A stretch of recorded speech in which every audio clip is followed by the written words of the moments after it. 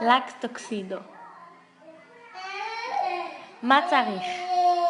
תבחרו לק אחד שאתם רוצים וחייב צבע לק שחור. 2 מכחולי ציור לציפורניים, מנקד. ציוו את הציפורניים שלכם בצבע שבחרתם. עשו עיגול בדף. ועשו עיגול שחור בדף.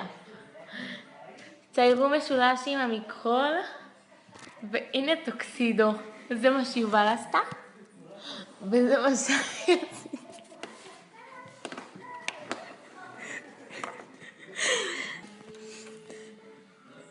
עוד לק. לק פרח. תבחרו צבע שאתם רוצים. ולק שחור. ציירו עיגול בדף. קחו מנקד. ציירו 6 עיגולים ועיגול אחד באמצע. זה מה שיובל עשתה. זה מה שליאל עשתה.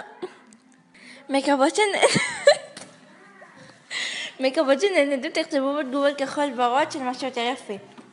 כאילו כחול שזה יותר יפה, ורוד שזה יותר יפה. אם הוורוד יותר יפה והכחול אז תכתבו ורוד. ואם הכחול יותר יפה והוורוד אז תכתבו כחול.